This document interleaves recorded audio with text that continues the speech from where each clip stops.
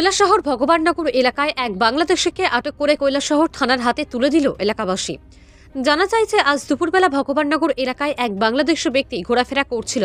তখন স্থানীয়দের ওই ব্যক্তিকে দেখে সন্দেহ জাগে এবং সেই ব্যক্তিকে জিজ্ঞাসা করা হলে সে জানায় যে তার নাম আব্দুল মতলিব, বাড়ি পতাবী গ্রাম, জেলা মৌলভীবাজার, ইউনিয়ন বাবুরবাজার, বাংলাদেশ। পাশাপাশি এলাকাবাসীরা আব্দুল মতলিবের কাছ থেকে একটি মেয়াদ উত্তীর্ণ পাসপোর্ট পায়। পাশাপাশি তার কাছ থেকে খাওয়া দাওয়ার বিভিন্ন সামগ্রী থেকে শুরু করে বাংলাদেশের টাকা পায় এবং সে জানায় যে সে ভারতে ভ্রমণে এসেছে। সে কৈলাসহরের শ্মশানঘাট দিয়ে অবৈধভাবে বাংলাদেশ থেকে ভারতে প্রবেশ করেছে। পরবর্তী সময় স্থানীয়রা কৈলাসহর থানায় খবর পাঠালে ঘটনাস্থলে দ্রুত ছুটে যায় কৈলাসহর থানার এসআই অসীম পালের নেতৃত্বে বিশাল পুলিশ বাহিনী ও টিএসআর বাহিনী গিয়ে তাকে ঘটনাস্থল থেকে উদ্ধার করে কৈলাসহর থানায় নিয়ে আসে।